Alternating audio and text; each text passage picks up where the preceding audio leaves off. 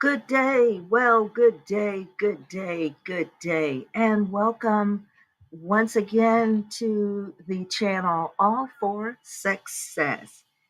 X, folks. And the X is for anytime I throw in a topic that is kind of off the beaten path from the wonderful things that I like to say in support of the royal family. And as we like to think about it, that is the Duke and Duchess of success.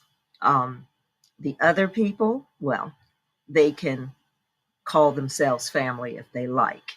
But anyway, welcome to All for Success. I am hoping that everyone has got a chance to get up and shake off the sleeps. And as you can see, I'm running a little bit behind what I would like to be in my schedule. I might want to get up here a little bit earlier, but we'll work on that. Um, but I'm glad for all of you that could jump in on the live and listen in. I hope if you are interested in what you're hearing or if you find it entertaining, throw a comment or two down there in the bottom. So as you see, we're going to get our coffee ready. If you're going to sit back, relax, and listen. However, if you're out and about, and you're on a fitness journey, then grab your sneakers and your t-shirts and get ready to head out and do your walk, run, biking, or whatever that might be.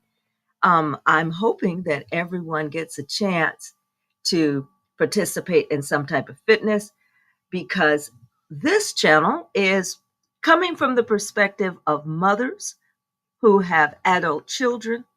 In other words, I would love to sit and have the conversation that I'm having with you with Lady Doria. That is Megan's mom, Doria Ragland. And the reason being, we have a lot in common. When you're a parent and your children have grown up, um, parenting doesn't really end, not like you would think. You may be with your little children if you're young parents, and you may think, oh, wow, soon they'll be up and walking and running, and then I'll be free to live my life. Well, there are a couple of caveats to that, and as you can see, Ms. Doria Ragland is probably experiencing several of the caveats. You never stop worrying as a parent. You never stop being concerned, and there is almost an endless way to try and show support and continue to be a parent, because just because the little ones grow up, it doesn't mean the job is over. So it's a position that once you have it, you're locked in. So with that being said, let's all support moms of all these adult children out here. Okay, give a shout out to the moms of adult children. And like I said, Miss Doria Ragland is definitely becoming an icon in that particular arena. Okay, so that being said, if you have achieved any wonderful successes in fitness, please leave your comments in the chat below so that I can notice what other people are doing and use it as motivation for myself. All right, just so you know, as a matter of fact, I'm also going to post this that I um, had gym. I went to the gym at least twice a week. Okay, so I'm gonna type that in here while I'm thinking about it. Okay, and I think my walk was up to 2 miles. Uh, no, not 2 miles. I would be bragging, but I'm doing it while I'm at work sometimes. So 2 miles daily. All right. So I need all of you to get in there and catch up with me or exceed what I've been doing. All right. At least we're looking forward to that. Also, before we get started, please share, like, subscribe, tell all your friends that this is a channel they need to be subscribed to, that must participate. Because if you're not participating in with this channel, you know what? You're just an absolute nobody. So we want to get to grow a little bit and learn how to grow. And I'm looking forward to all of those who can join in on this chat. Okay, take a deep breath. All right, get your coffee. and then we're going to try our best to get started. Now, let's see if I can find any of the little slides or pictures that I had for today. And I'm going to try my best. I told you guys, I'm not going to try to keep you forever rambling and babbling, but I'm going to try to go through this as if I have some type of, what do you call it? Some type of plan. Okay. All right, folks. Here's what we want to do today. So, what I would like to do in this view, given all of the things, now I'm generally not doing a chat except once a week. And so that means that I am surprised during any particular week if there are a number of newsworthy events or changes, correct? Like the some of the big things that people talked about, we had the, you know, different events, which was like Harry's book release. That was a huge event.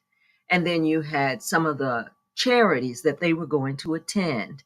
Um, Santa Ballet, Better Up, the things that they were going to do for children who are using web sources.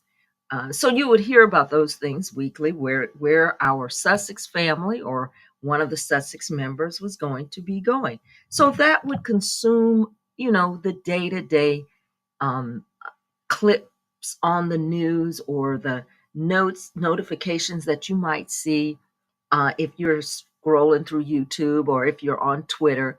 This is the place where you would hear about those up and coming little events. All right. So that's great.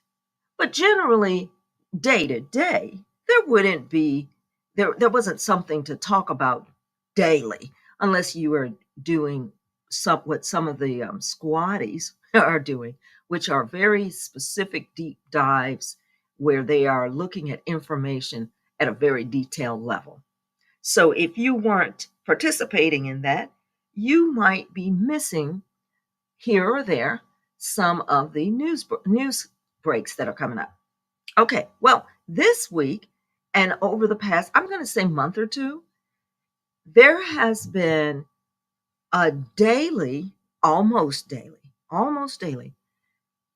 great amount of new information. Although it might be new information, it is actually about topics that are in the past, right? So, what we're looking at this week's happening, and we're going to talk a little bit about it later, but this week's happening, which we'll get into a little bit later, involves another byline report. And byline, if you don't know, it is a news source, a news gathering source, which is kind of new on the scene. It's sort of a contra tabloid media source. And they have just announced that they are about to launch back, which is something most people are not doing in the news business. They are going back to a paper launch or a magazine launch. So, as many of these media sources, especially tabloid resources and the news sources, they are moving to a online model. They're moving into a digital model. They're trying to capture their digital audience. This media source, Byline, which is supposedly based in the UK, it is currently moving towards a more paper-friendly magazine model.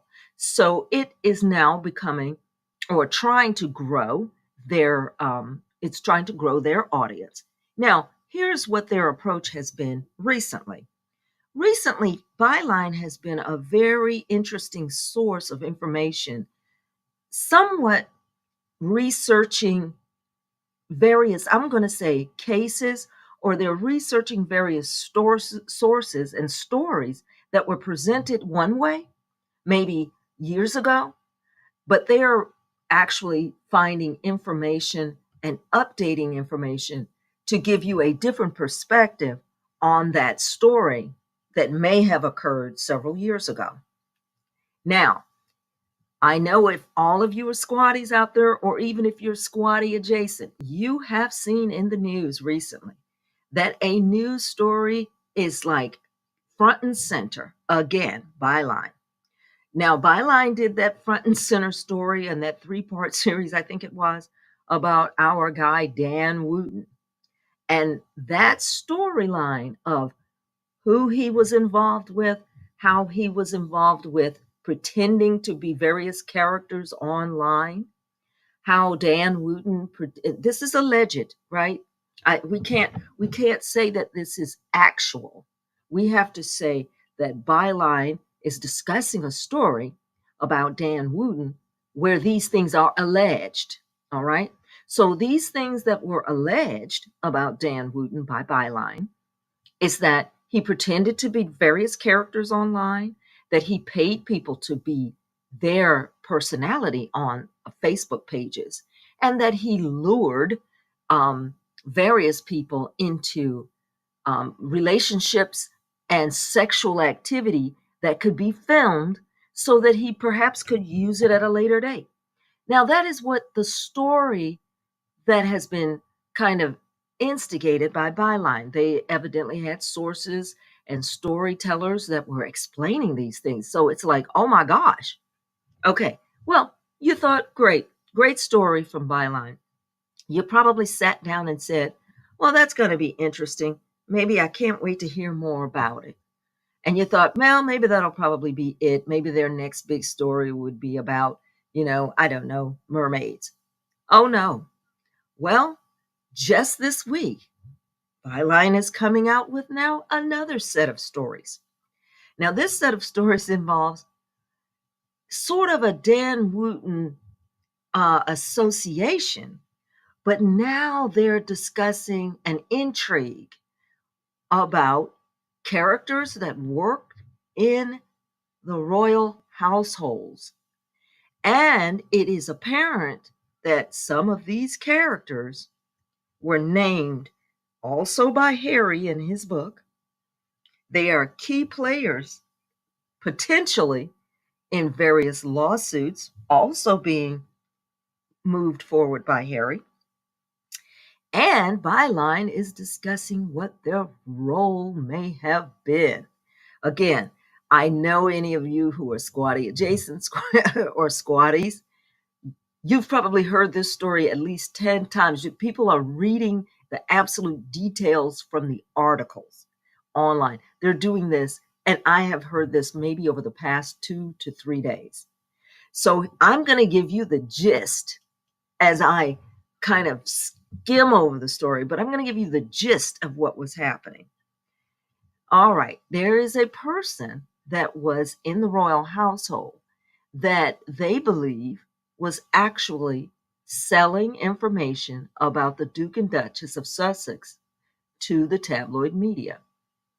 Now, what has come out of this story is the alleged potentiality of how the royal family, King Charles and Prince William, to be specific, have actually been the orchestrators of all of this negative blowback that has occurred with Harry and Meghan. And they also give the potential reason for that was that Harry, in one of his legal briefs, had actually named a person he thought was involved. And it would appear that his father and his brother did not want this person specifically named. Okay, so that's the gist of this whole hoo-ha. Okay, now what we're going to do is we're going to look at this because now you know all of that's happening, and this storyline is going to keep coming because there's more information they're going to publish, and of course the squatty world is going to eat it up. All right, but what we're going to do is look at it from the perspective of what I'm an older woman looking at this, and it's happening to younger people. What we have to do is we have to track back to the beginning.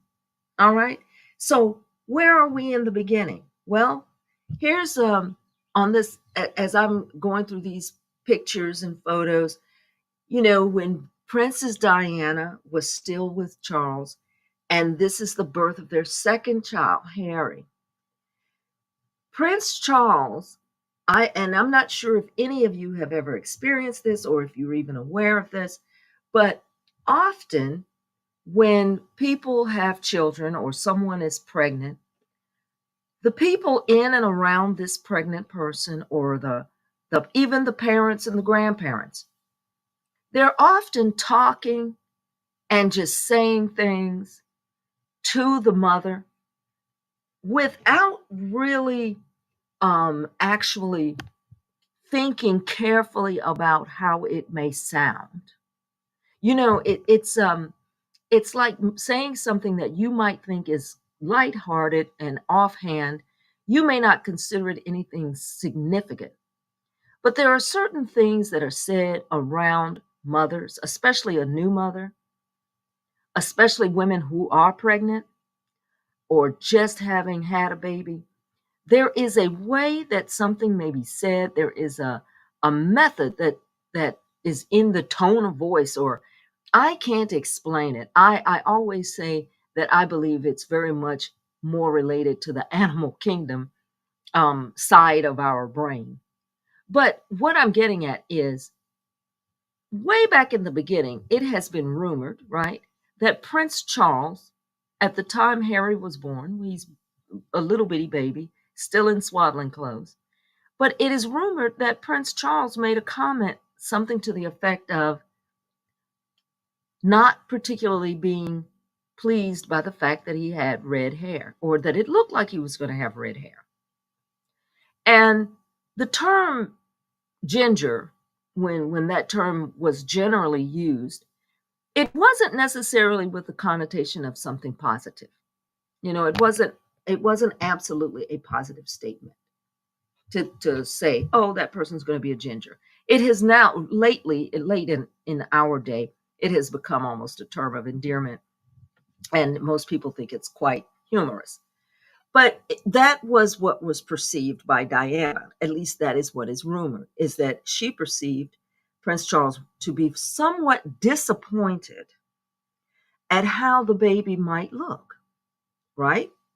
So then now keep in mind this is the beginning. We're way back here. The other thing that it's rumored that he had an issue with was the fact that the child was a male child, because he, it would appear, had wanted the second child to be a girl.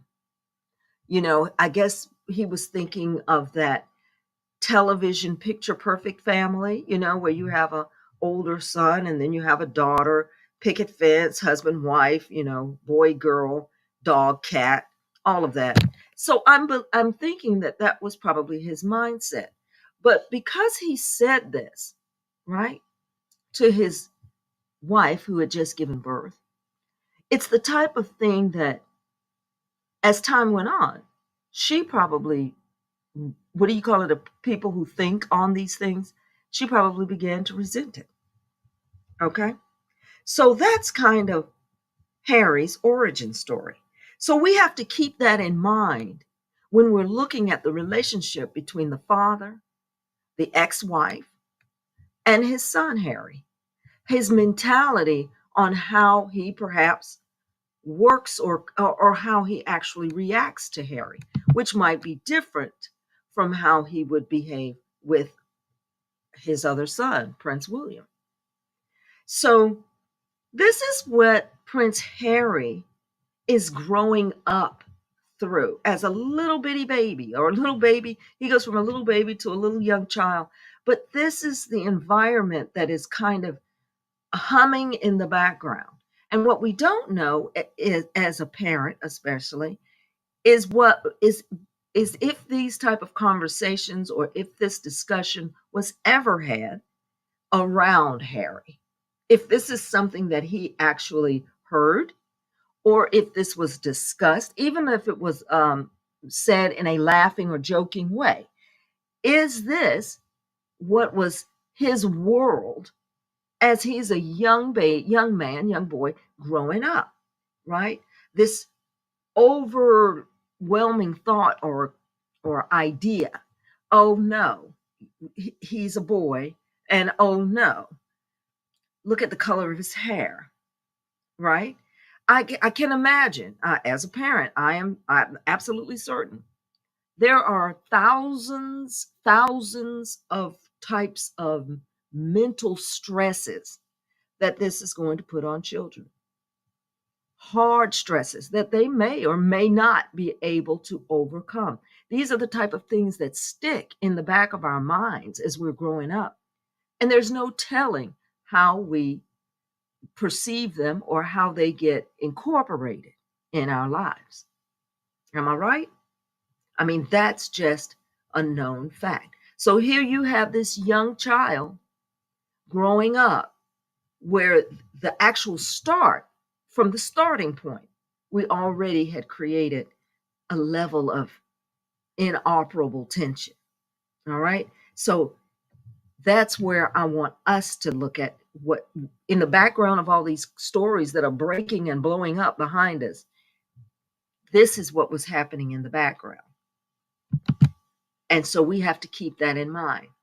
Now, I'm not going to stay here because I'm not one that was extremely impressed. This is the next layer of my fellow Harry, Prince Harry's lifestyle. It's when he is trying to struggle his way through, and this is after his mom has passed on, providing whatever type of support or love or that she had, and then it was removed. So now we have this young man who is trying to navigate a very complicated world. And he's trying to figure out, what can I do, what I can't do, who should I be, everything that a young teenage boy would be experiencing. And I'm a girl, so I can't imagine, but I have an idea just what it's like to be a teenager. Teenager to a young adult.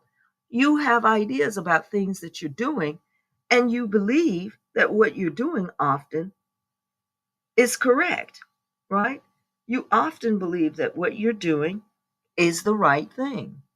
So I just wanted to inject this little bitty photo really quickly, even because I wanted to stress the fact that this photo of him having this armband, which is, unfortunately, a reference to World War II, Nazi Germany.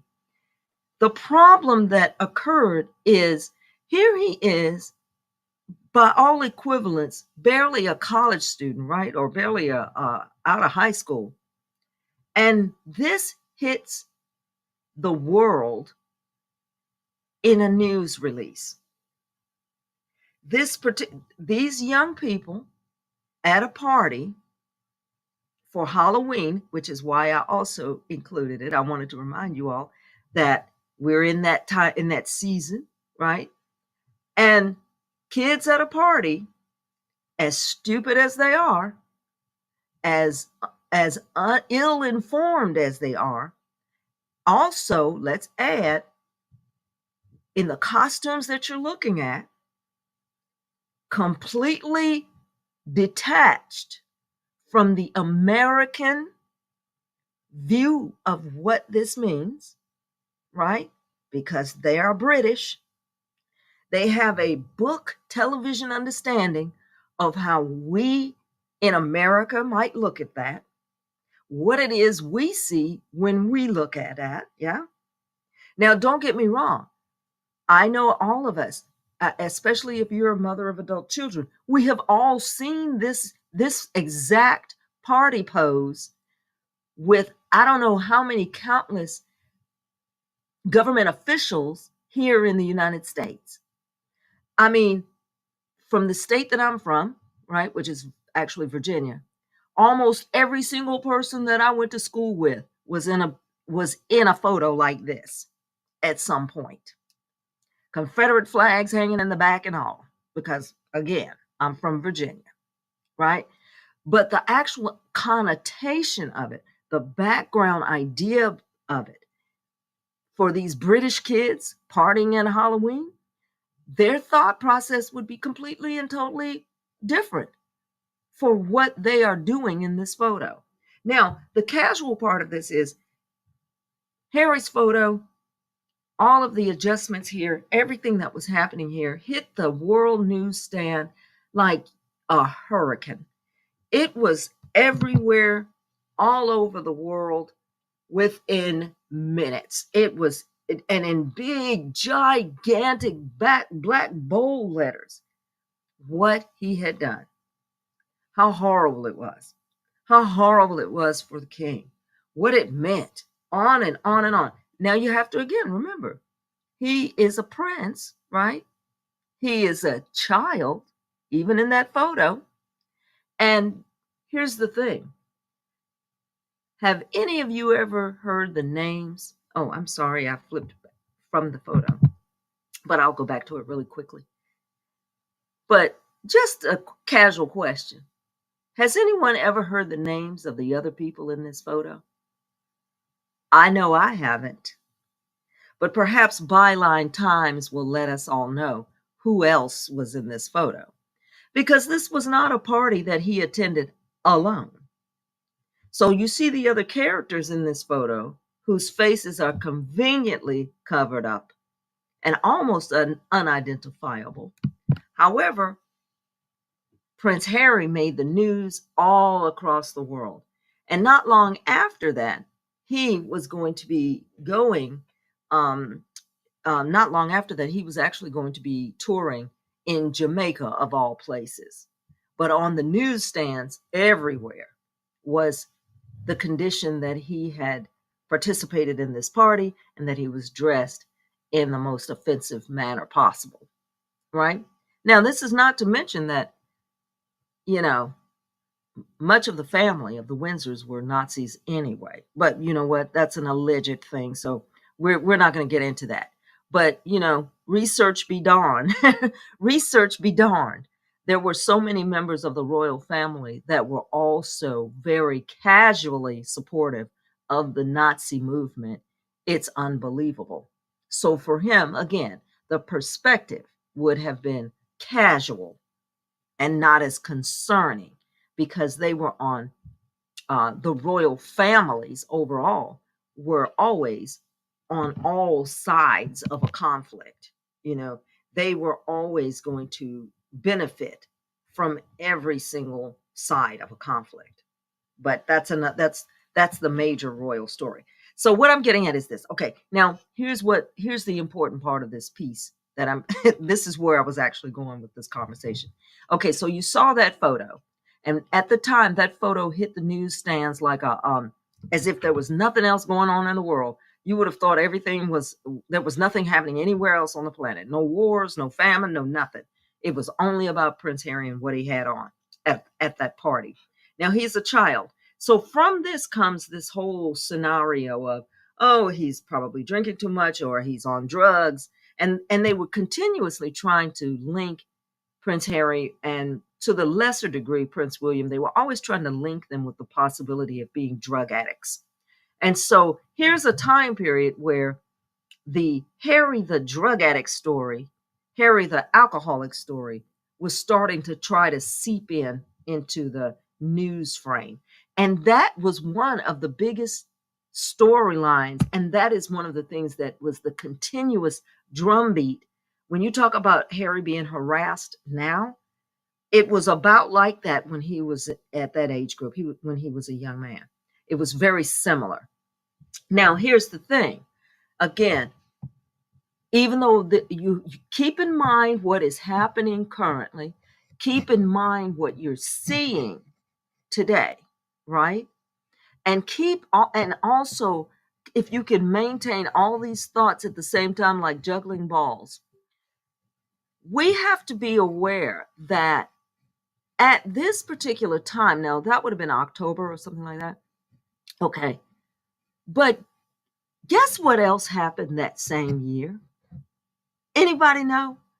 Jot in the chat. If you're here in the chat, drop a note in the chat if you can remember or if you are aware of what other big event happened in the royal family in that same year.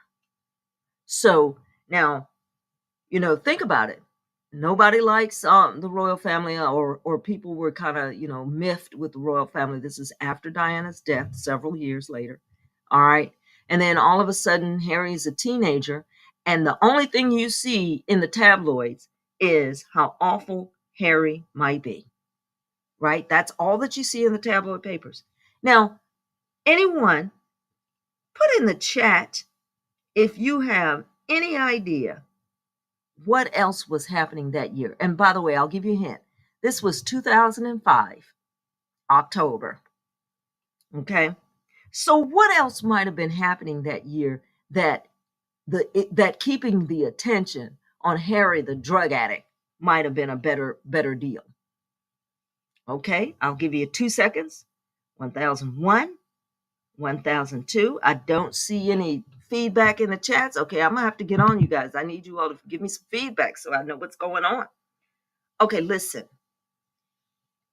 It's the same year that Charles married Camilla. Isn't that an interesting coincidence? Think about it.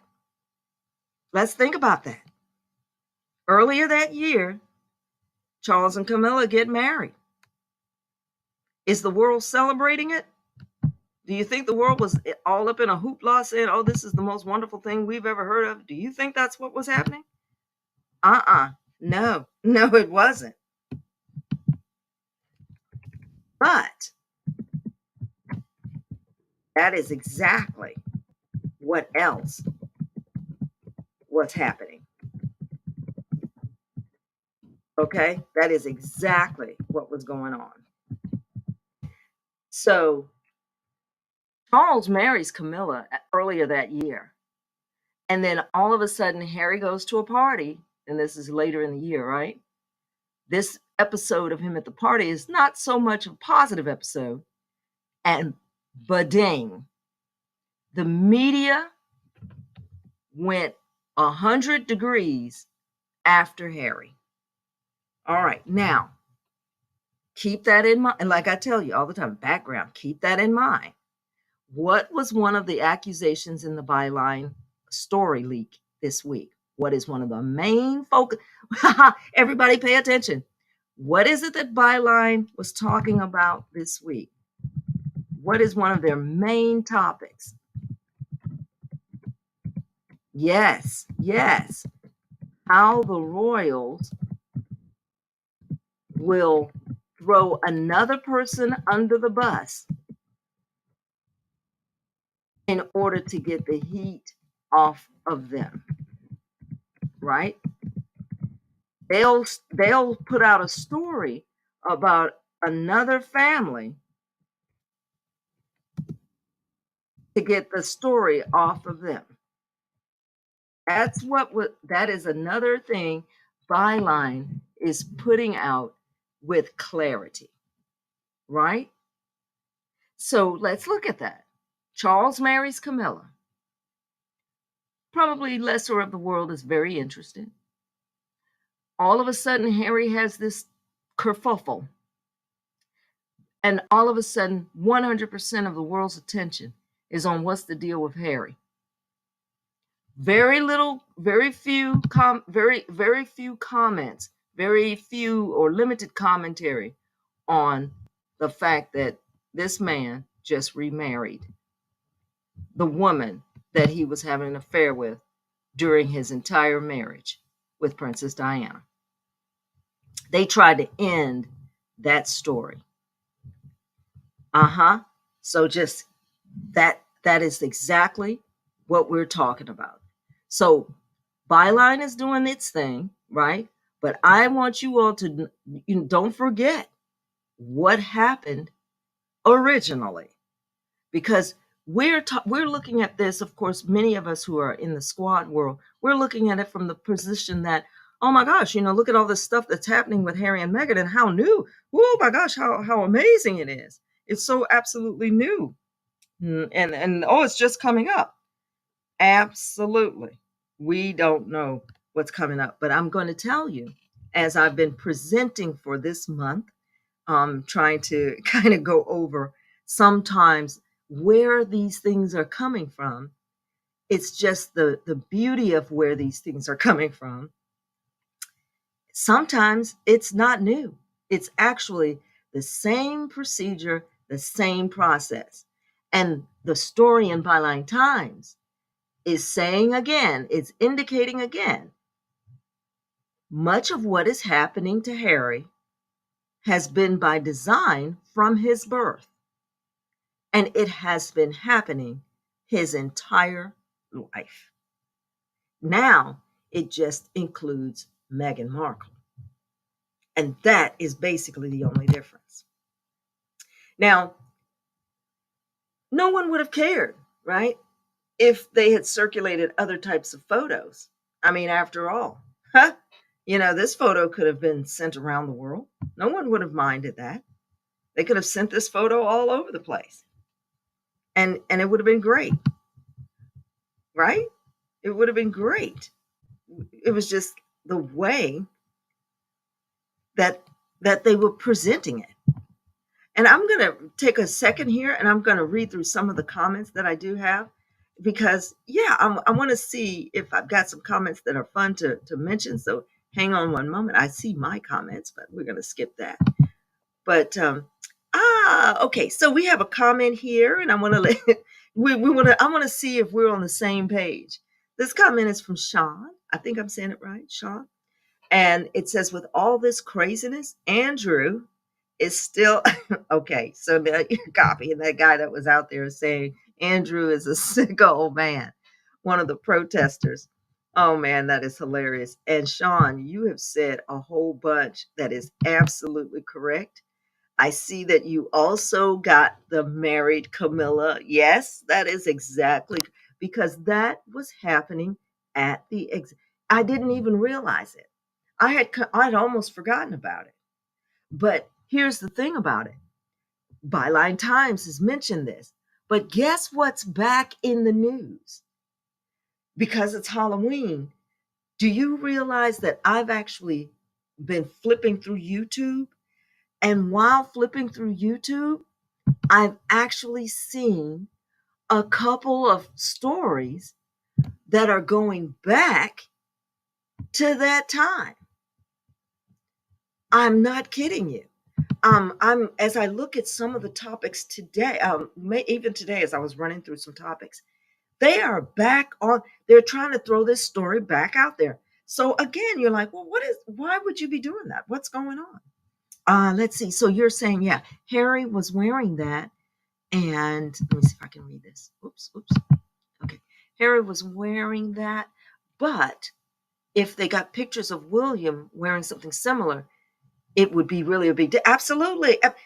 I mean, for all we know, Harry mentioned casually in his book Spare, and I noticed Harry was very strategic about the way he wrote that book. I don't know if he understood what he was doing or if the people helping him write it understood, but he was very strategic about writing that book in stating the fact that William at the time and Kate, they were dating at the time, I guess, or maybe they had just been married. I'm not sure. But he mentioned in his book Spare that even they were like, yeah, you ought to wear that. Yeah, when you're trying to figure out what to wear for Halloween. And he wasn't going to wear a costume at all. But they said, oh, that'll be a great idea. And who knows? For all we know, all he had to do was go into the basement at Windsor Castle and pull out a grandparent's uniform, for all we know, right? It's very likely. So he's wearing that. So we don't have any idea if the other people in that photo, the one that I showed earlier with the other two characters, would be highly offensive here in America. In America, those two combinations would definitely have you having a difficult time on your job. We have no idea if the folks in those pictures could very easily have been Prince William and Kate, for all we know, right? But they were never mentioned. The only picture that made the circuit all over the planet was of Harry in that uniform. And the important factor is all of a sudden the attention went to how wonderful Charles was as a father, trying to get his poor, desperate son the help that he needed in order to overcome all of these ailments. Now, this is a kid. Kids do dumb stuff all day long. No one is saying, oh, well, it's excusable. They're just saying, you know what? You were a kid. Even here again in the once again in the US, all of these photos that we're finding of senators and congressmen and mayors and potential presidential candidates that were in blackface when they were in college, or they were, doing some sort of mock up of pretending to be Michael Jackson, or oh my God, it's infinite, right? But all of them were doing this stuff as kids for some reason, and you all can explain it to me. I don't know what it is. It just seemed, I guess, taboo, so the young kids had to do it, right? Because it was supposed to be taboo. Now I'm thinking it's probably not so taboo and people could care less, but I don't know. So yes, anyway, but that's the storyline behind that. But instead, once he's an older person and he's doing photos of himself and in a Santa suit, that picture probably got 2 or 3 clicks on it, or it was sent to 2 or 3 places, and that was it. So Harry, of course, has become a far more happy character as he is pursuing his life now, because I think marrying Meghan, I could be wrong, I don't know what they talk about in the evenings, but I think it is becoming apparent to him that he has actually been the target all the time. That it was not, he probably thought this is how he should just continue to live, which of course the royal family wanted him to do just that. Stay there and take it and be the butt of all the jokes. They wanted him to just do that and be that, so that anytime they had any trouble, then they would pull Harry out, who is extremely popular, and say Harry is the problem. I mean, how convenient. How convenient. Now, back to Byline Times. Okay. And I'm not going to read that. You guys, I mean, there are thousands of YouTubers that are talking about this. So if you've got nothing to do today, you want to drill up on a YouTuber here or there, because they are reading the entire text of the Byline article. But I'm just hitting the highlights. So what is one of the other highlights in the Byline Times is the fact that behind the scenes, the other royals that were involved are paying people, they're bribing people in a sense, or they're being paid off. People are donating money to the royals in backdoor deals, and they're doing it in exchange for not telling something, or they're doing it in exchange for getting a very extreme story about a royal, i.e., Harry, so that they can make lots of money off of that story. But either way, it is a continuous cycle of quid pro quo. And at the center, for years, the tool of the money making schemes or the money getting schemes has been Harry. And by association, it has become Meghan Markle. And that is what they have done. Byline Times is blowing that up. And I tell you, we have a lot more to see in that arena. It is amazing how much of that is happening. So it's just amazing. And we're going to see more of that. And they're going to talk more about that.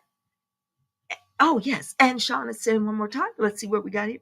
She's saying, yes, they wanted him to be a joke for their amusement. And then they reported that Camilla gets alerts on anything negative about Meg and how happy, and she gets happy. And sad part is she's one of the ones who are putting it out there. Oh, it's possible.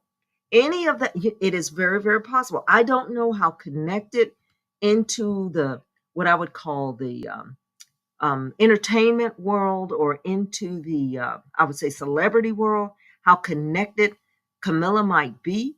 But I wouldn't doubt that she has connections, especially in the older crowd, right? You, as if all of you remember, they had that party, and at the party, there were characters there like Dame Judi Dench. I don't know if I can't remember the lady's name. I want to say Margaret. She played the character in Downton Abbey. She played Lady. What was that lady's name? Lady Dansbury, I think it was. Or is that? Am I thinking of a different show? No, Lady Dansbury is in Shonda Rhimes' wonderful shows. But the older lady, she plays Mrs. McGonagall in Harry Potter.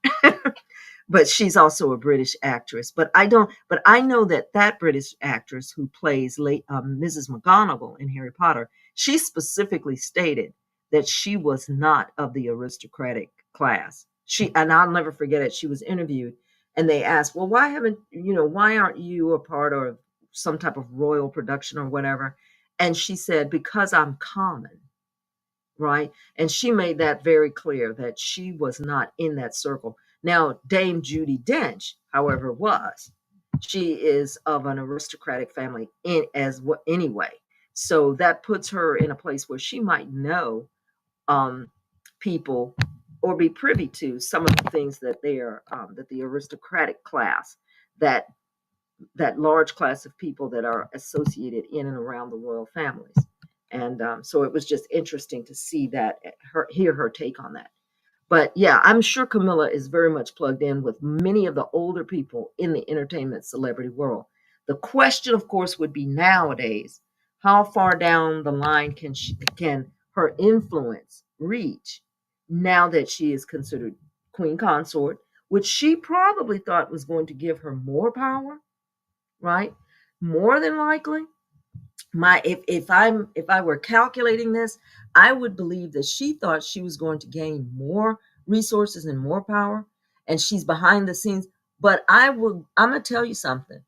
I would guess that instead she might not realize that she's being viewed as a has-been and as a type of person that it doesn't matter um what they think or do, because they're not going to be around for much longer anyway. And I think that's something that they may have miscalculated. Now, the other part of this is, with her connections, we have to remember she still had a family. She also had children. And so we don't know these faces, and we might not be aware of these names. We may not be paying attention, but those people, the family, the children, the grandchildren, they are perhaps connected and networked in many, many ways, being the source of a lot of this tomfoolery. So we may not be aware of it, but I would not doubt that she and her reach may be out there for sure, for sure. So what I'm going to do now, okay, once again, all right, I'm not going to, I told you, I'm almost out of time. So what I'm going to do now, I'm going to tell you guys one more time, please like, share, and subscribe. Please like, share, and subscribe. And make sure that we try to get this channel to grow a little bit. I've got to do more work myself to do that, but I'm excited about it. All right. So what we're going to do, we're going to shift gears a little bit, because as I told you all, being up in towards this time of the season where many people who do celebrate Halloween in a different way, and I mean those who are more secular, I wanted to draw a couple of lines, and I want you to think about these lines. I'm not saying anything in particular. I'm just putting some interesting ideas out there, and then you can do with that as you wish. So, all right. So, what we're going to do is, once again, I mentioned before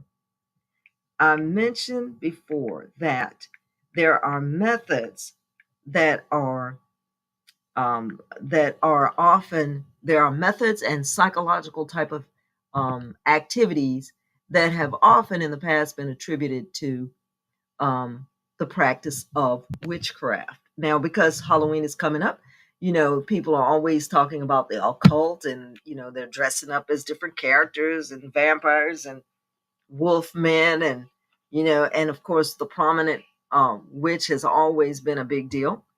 And so this is one of those big things that has been very popular here in the United States at this time of year. And so that being said, I want to read to you, um, when you think of these old institutions and these ancient organizations, um, often they have a behavior that it might seem as if it is coming out of nowhere, but it actually isn't, right? It might appear to be, um, what do you call it? It might appear to be something that, no one really understands why people act like this, but there is a method to the madness. So I want you to look at this slide that I have here. I hope I can read this. On this slide, the topic of this slide is how to trick people. Now, one of the key ingredients of being a practitioner of the dark arts on television, in movies, and so forth, one of the key requirements was that you were able to trick people, that you're able to get people to do things that maybe they weren't going to do, but that you somehow are able to convince them to do. So we're going to go real quickly over this. I want you to remember these steps right here, because these are, you're going to ask, where did I get this? I'm going to tell you, I pulled it off the internet. But here's what's interesting about where it comes from on the internet. It comes from like a discussion where people are talking about, again, practicing witchcraft. So I want you to look at sometimes that there appears to be somewhat of a similarity between different psychological disciplines and what was deemed in the old days witchcraft. And then I want you to think a little bit how it looks when you look at the media today, or how it looks today when you're listening to these pretend newscasters or pretend tabloid talk TV personalities, and how much our airways, and now YouTube as well, and even myself, right, to a degree, how we are flooding the airways, how television basically is flooded with reality TV. It's flooded with all of these talk shows where people are just sitting around telling you what they think, and just on and on it goes, interviewing each other continuously. It's almost like there's very little entertainment, and all of it is that. So let's look at some of the ways that they list. And then you can, of course, if you want to look into it a little bit more in depth, you can look some of these things up and have fun with what they might mean. All right. So one of it says, hey, use a decoy. Use a decoy option to make your proposition look like a better choice. So the decoy effect, they noted, researchers actually were looking at this in 1982, but trust me, this process was happening in ancient times because it's coming from an ancient source, okay, an ancient resource. And I'll tell you all more about that, but you have to have some fun if you're interested in looking these things up. And number two was to confuse people to get them to agree to your request. Side note, I know we are in the middle of some real terrible conflicts happening all around the world. But if any of you are watching some of these news interviews and newscasts, I don't know if you have noticed, but there is, in the current situation that is happening right now, which is very graphic, between in the Middle East nor in the African Horn. If you're listening to these people on television, there is one line they keep wanting other people to repeat. And what that line is they want the people to say, we condemn, fill in the blank. They open the interview. They could be interviewing anybody at any time, but I want you to listen for this key phrase. Why, they keep asking, why is it that you won't condemn the fill in the blank. And they keep trying to make the other person say, I condemn the blank. So here's the question. Why do you keep trying to make me agree with your request? Right? But that's there. And then number 3, preface what you really want to say with something outlandish. Now, I know you all have seen this. This is like tabloid TV 101. They say the most ridiculous things, making up stuff. Now, what we call that now is we call it conspiracy theory, right?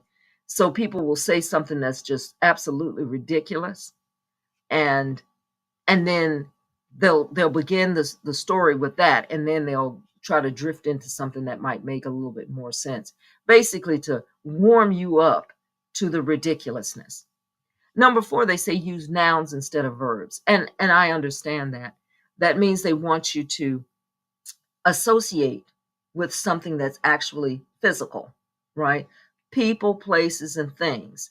So I'm going to talk, I'm going to always add in, for example, Harry and Meghan, not what they're doing, right? No, we're not going to talk about the work of Invictus.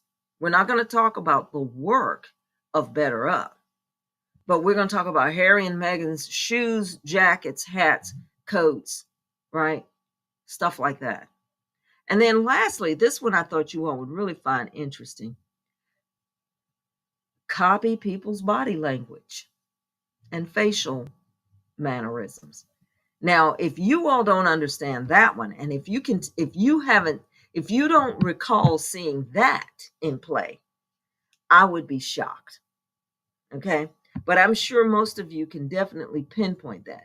But I want you all to know that not only are these tips, they're talking about these tips in terms of how to trick people, but I want you all not to get nervous. I am not a practitioner of any of these type of beliefs, but I want you all to be aware that many of these tactics are out there and expressed by those who are practitioners of these dark arts. So I want you to keep that in mind, because these dark arts are basically what we are seeing happening today, right now, in practice with our wonderful family, Sussex, and the things that they are dealing with. Okay, so folks, with that said, I know I went over the time. I really did. But I'm going to do this last, I'm going to say this last thing, because I'm going to go back again and refer to the Byline Times article. I want you guys to take a quick gander here.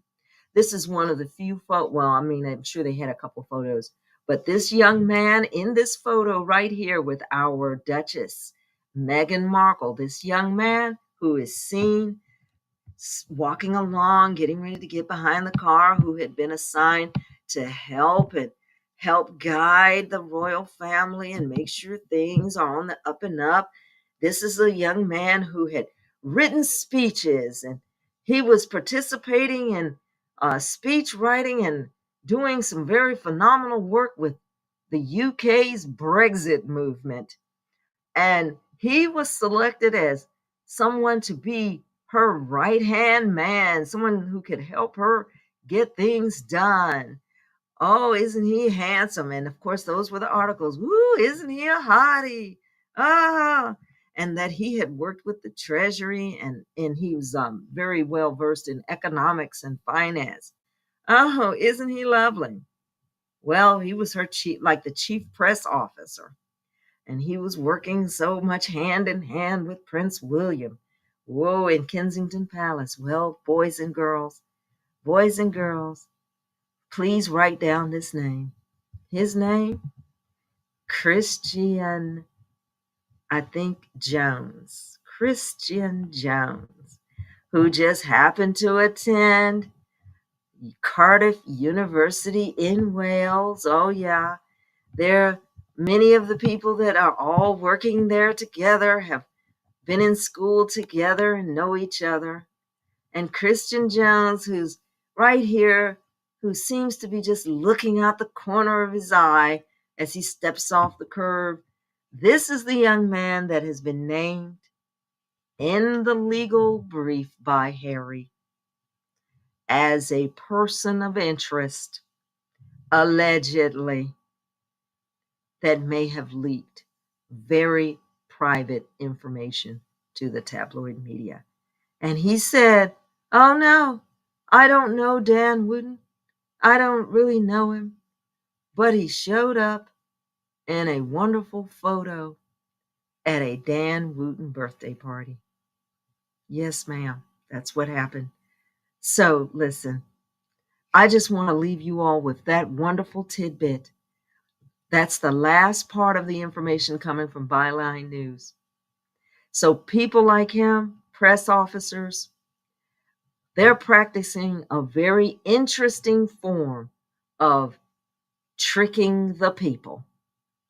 And in the old days, this form would have been called witchcraft. And that is how I wanted you to remember this October 2nd of all of these Saturday topics that I had. I want you all to think of them sort of as being more connected than they appear to be connected, right? So I want you all to think of these things all together. Okay, so before I go, I'm going to read a few of the last comments. I think I still, I love this. Sean, thank you so much for being a person who will comment and not be afraid to comment and write in some notes. So I see that you also wrote here that the day, let me see if I can read this. The day Charles closed his eyes, William is going to throw Camilla out with nothing. You know, I don't know if I'll be around to see it, but I can tell you, I would feel very similar. I think that she definitely needs to put things in order so that she can feel comfortable if he should go before she does. I totally feel a kindred thought with you on that.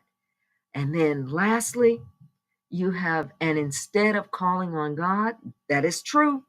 Now, people say they use rocks, sage, drums, etc. That is correct. Those are there is a there is a hunger, I would say. I don't know if it's a need.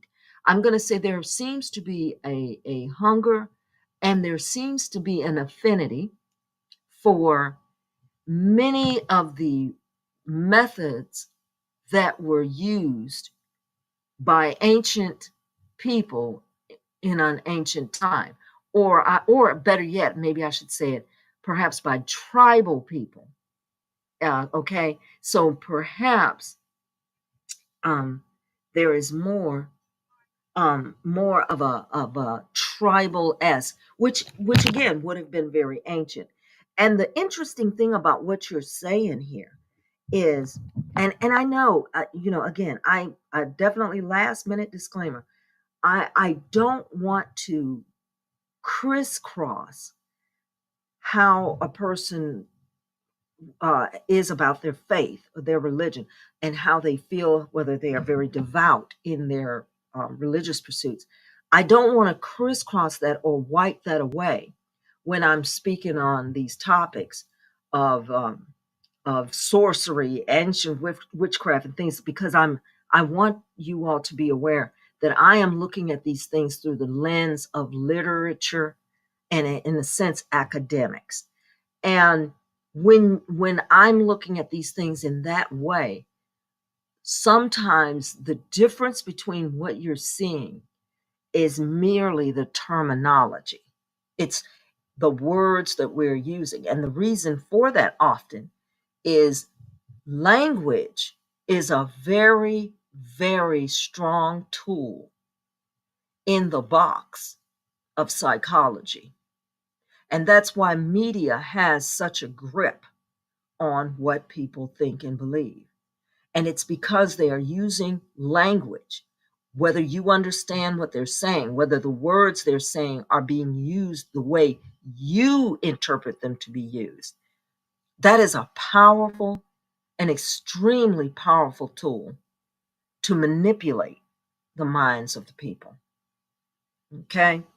So, again, folks, thanks again. And thank you all for sticking with me. I know I took a little bit longer than I had intended to. And we are going to definitely keep ourselves paying attention to what is going on with everything happening here in the land of Sussex. So, you guys, stay strong, and we're going to keep praying, and hopefully our Duke and Duchess and their children, and my favorite, one of my favorite people, Miss Doria, who is praying and holding this together. We're gonna help support that faith, that we're going to be there, and hopefully what I want to see victory. And victory, it doesn't come quickly. So we are here for the long haul. All right. Thank you guys again for hanging out with me on this broadcast. I'm sorry I went a few minutes over my normal time, but I'll try to do better next time. And good day from All for Success.